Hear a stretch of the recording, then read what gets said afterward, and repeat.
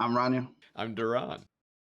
and today is going to be interesting. We're going to do a continuation of threat modeling, or the threat modeling series that we've been doing so far. Let's use this to catapult into what I think anyway is a nice set of graphics that are useful for this kind of activity.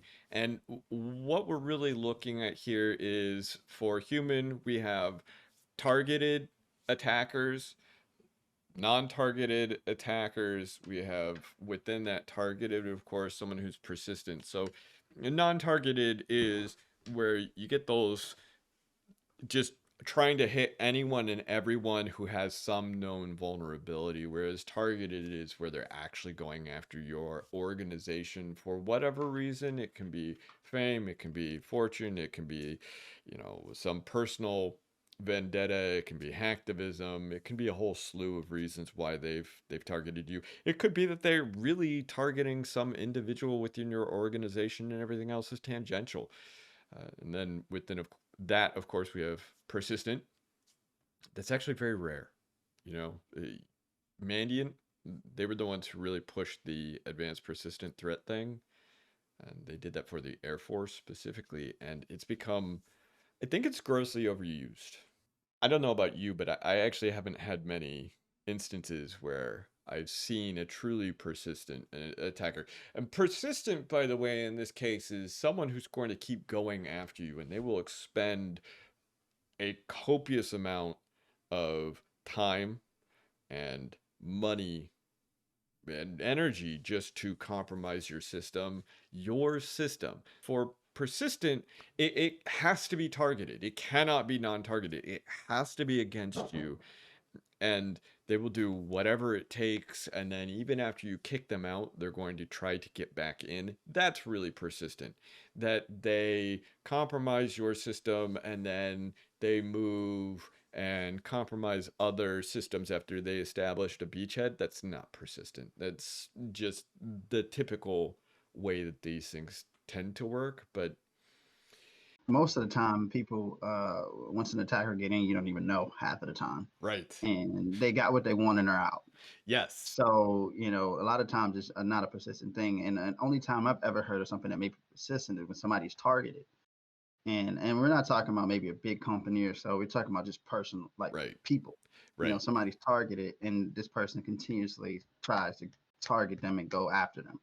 But normally, that's like a script kiddie type of person with minimum skills, and probably is not stealthy and stuff like that. But a lot of the times, you're talking about threat actors.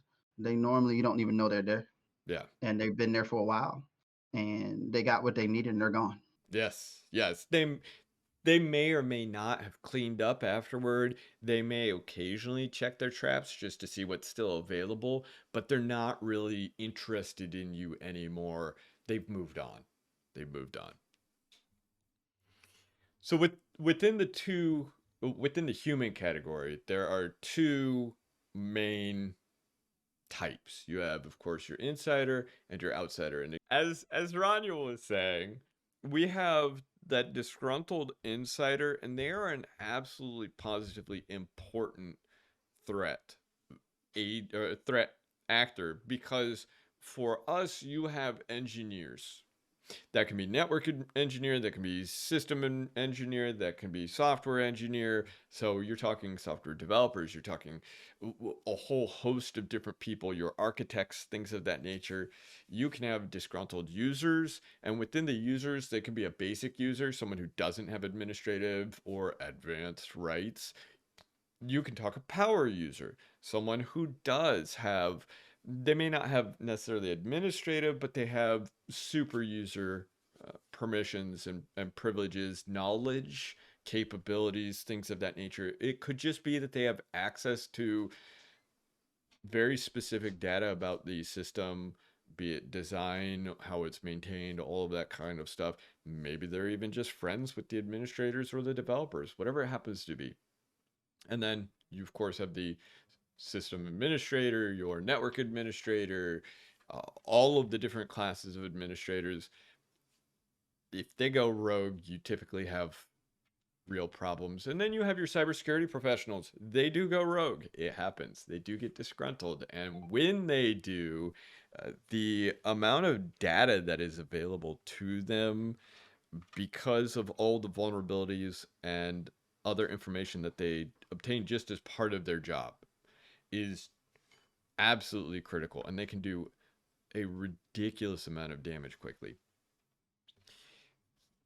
Beyond that, though, as you know, Roniel, you have benevolent users, benevolent, cybersecurity professionals and developers and engineers and administrators and so on and so forth. And this you'll notice we didn't mention the C levels or management, but management is in there for obvious reasons. Management can be some of the absolute. So, benevolent or malevolent? Yes, it's true. It's true. I should have put that in there instead. But Yeah, I agree. but see, you've seen where we had a cybersecurity professional who, with good intentions, was maybe a little overzealous and testing things that they should not have been testing in a way that they should not have been testing. I've seen that actually with a number of different organizations because in our profession, we're curious, but we also have, I don't want to say immunity because that's definitely not true, but there's certainly a feeling that I should be allowed to test this because it's my job to ensure the organization is safe. And that's not true. Not unless you have permission. I agree. It seems like a lot of people seem to think that they can just go do whatever they want and don't really ask for permission. Even on an engagement, you know, if you went past what you think is beyond scope, you should still be asking because that could turn into a issue which will be illegal. Yes. So people don't think about that, and you should really think about that when you're doing testing. It doesn't save you from going to jail. It's not Yeah. a get out of jail free card. That's true. That's true. The second you violate contracts, rules of engagements, or what have you, or you step outside that bounds, you have now entered a gray zone and you can get in big trouble. And it's just not great. And the other thing that people need to remember is sometimes you're doing your job as a user, an administrator, or what have you, and you accidentally screw up. Maybe you accidentally open up a port in a firewall that you didn't mean to. Maybe you accidentally did a denial of service. Maybe you, as a user, accidentally found a bug and either out of confusion or what have you, you now poke it more and you bring the system down or cause problems or what have you. The point being, this benevolent category is really, it's very large and it gets overlooked. Similar to what you were talking about with regard to the disgruntled insiders, so that malicious insiders, the non-malicious insiders are they're a wily bunch.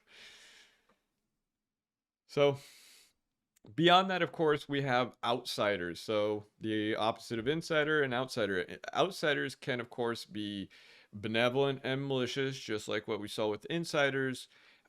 An outsider is typically going to be something like an individual or an organization where it could be a third party supplier. That would be a benevolent external entity that they get compromised and now you get hosed. Or maybe they don't like your prices. So they're running around telling the competitors what your prices are, and maybe some of your other uh, suppliers, and maybe some of your customer base, things of that nature, because you've made them mad. There are lots of things that can go on that can destroy a relationship, both between an individual and an organization, and an organization and an individual.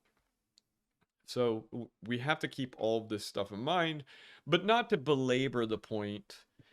We have, of course, our different threat agents, and that would be things like your natural disasters, And on the opposite side, some of the things within the electronic section as well, whereas you have vectors within that too, but a good threat agent would be something like network jitter or some other fault within the system, a tornado, flood, leak, anything of that nature can wind up acting against your system to hamper availability or what have you, or cause data integrity issues. I'm sure you've seen it where you get jitter trying to write something or pull across the network.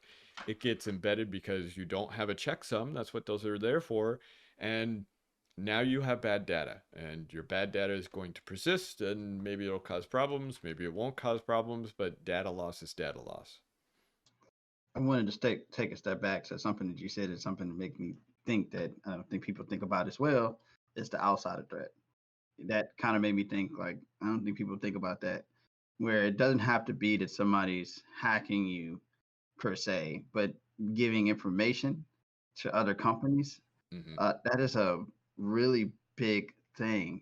Like that's a really big issue. Another company as your competitor can be after you or competing with you and getting more information that somebody's trading, like getting that. It almost sounds like insider trading, but it's different. Right. But it's crazy. And I don't think people think about that as well, that they employees can go and do that, even though some of them just use the NDAs and stuff like that. But how many companies actually have an NDA to stop an employee? And would that stop them from really doing it anyway? Right. I mean, it's just, that's just kind of funny because I didn't think about that as well, that being an actual vector or threat to your company.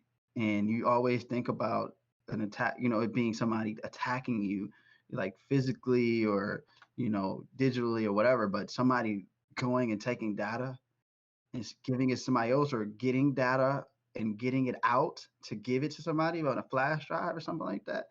Like that's a really big issue. So I think that's something that is very interesting to me because it's just like I don't think too many people think about that either. Right. They don't. And actually a really what I hope is good. I have two good examples of that from my own experiences. The first being we had a government agency that was recycling all of their paper, and they used a contractor who basically subbed it out to the Chinese. So they would take all of the papers from this entity and send it straight over to the Chinese, who just, gleaned all the data off of it. There was no malicious intent in that. There's certainly no intent to give the Chinese sensitive information. And it didn't matter that everything was shredded because, of course, the Chinese have a lot of people dedicated to putting that kind of stuff back together, and they're very good at it.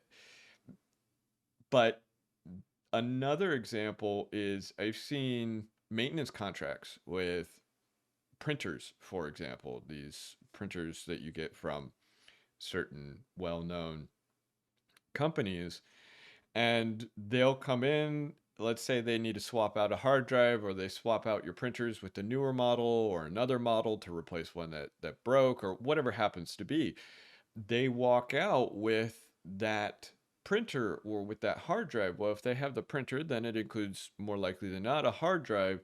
If you didn't clear that beforehand, they've walked away with your data, and they may not mean to give it to someone else when they dispose of it, or when they then take that hard drive and then slap it in another printer without properly cleaning it or what have you. But away it goes, and there goes your data.